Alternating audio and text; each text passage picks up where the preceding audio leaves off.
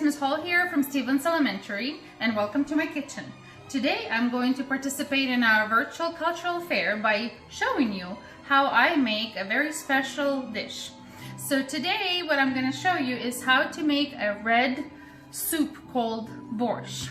Okay, so you will need a pot filled with water, okay, probably halfway, all right, and we're going to put it on the stove.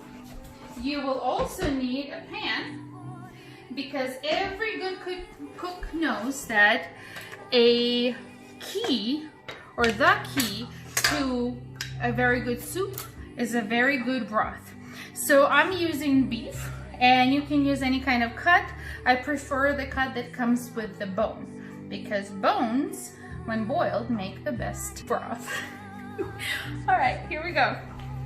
So first thing we're gonna do, we're gonna put the meat to brown it in the pan. So what we're trying to accomplish here is browning, even browning on all the sides of our meat, because browning means caramelization, and caramelization means flavor. There you go. So the meat is brown, and I've already transferred it into the pot. I cover the pot, and I will leave it to simmer, okay? While the broth is getting ready, what I'm gonna do is I'm going to take care of my veggies. So for that size of the pot, I will need half a head of cabbage. I will need about 3 carrots.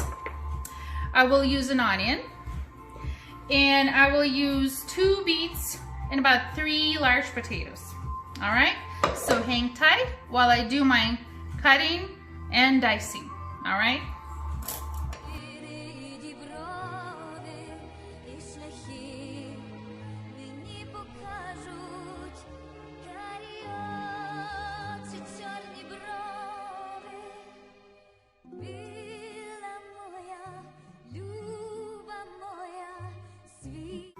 So the next step in our process would be to take the onions and to saute them. So my pan's preheated. I have a little bit of olive oil, and I'm gonna just add my onions. All right. So while they're cooking, I'm noticing that my broth is boiling, and this is a very important step. So don't skip this one if you're truly making this at home. This is a good time to skim my broth, because there's a lot of gunk that's floating at the top. Oh, I see that I need to use a ladle. Okay, and what I'm doing, I'm just basically trying to clean up and take all the yuckies out. We want our borscht to be looking pretty. Okay, see, we don't want that. So we're gonna dump that. Okay, so when the onions turn translucent and golden, that means they're ready, and we're ready for the next step. So all I'm gonna do is that I'm gonna take my grated carrots and beets, and I'm gonna add to it my onions. A little bit messy. All right. And to intensify, so the soup is known for its red color that it gets from the beets, and so there's a couple of tricks you can do to intensify the redness of your soup. And so to do that, you could add a splash of freshly squeezed lemon juice onto your beets, especially.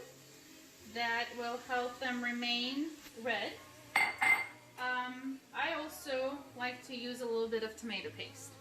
Okay, so what I'm gonna do for this big of a pot, I'm gonna use this entire can.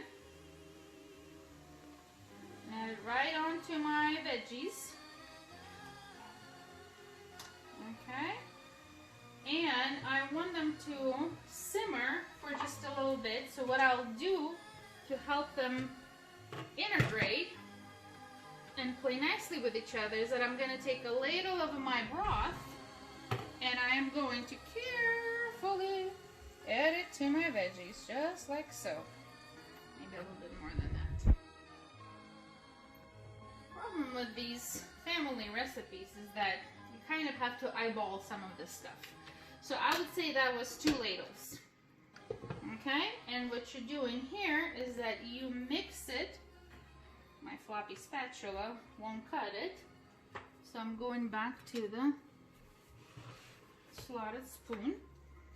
Okay, so what this is my caramelized onions, my grated beets and carrots, a can of tomato paste, some juice from probably half a lemon, okay, and 2 ladles of broth from my pot over there. So I'm gonna make sure they are mixed well so they can play together nicely. And I'm going to leave this on low so that it can simmer. While this is simmering, I'm gonna move on to the next step.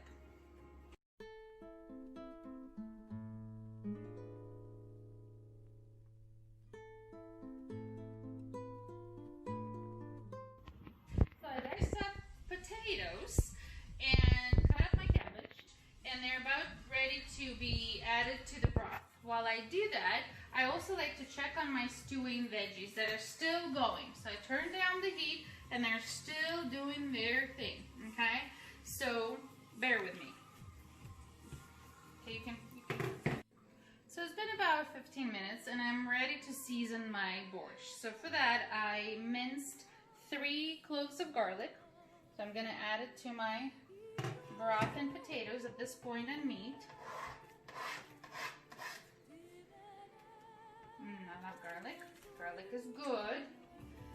Okay, I will also add a bay leaf or 2, depending on my mood.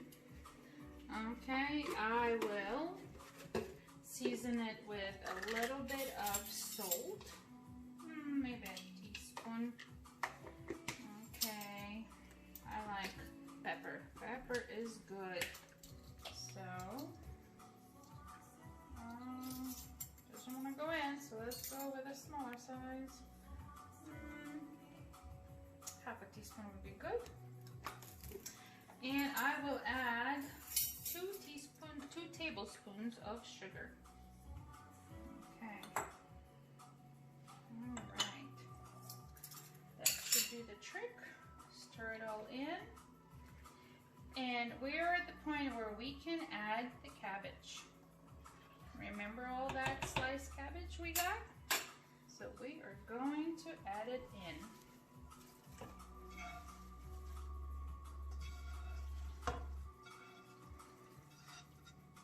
Okay.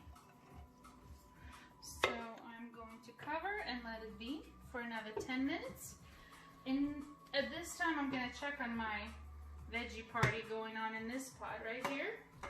And all I'm doing is I'm making sure it doesn't burn at the bottom. So I have it turned down on low. And I'm just stirring it. It's cooking nicely. Beautiful color. I love the color. Okay. And we're going to wait another 10 minutes while this is cooking. All right.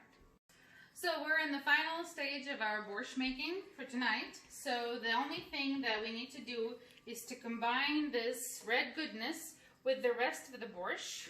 All right, this is a little messy and tricky. And the beets and the carrots and the tomato paste is what will give our borscht its beautiful, beautiful red color. Come a little closer so you can take a peek. All right. And this, my friends, concludes our borscht making process. So of course, like with every other dish, presentation of your dish is also very important. So may I suggest that when you go to ladle your soup, you get a little bit of broth and a little bit of gunk, a little bit of sour cream, with a little sprinkle of fresh dill, and of course, a slice of homemade bread. Enjoy! Приятного аппетита!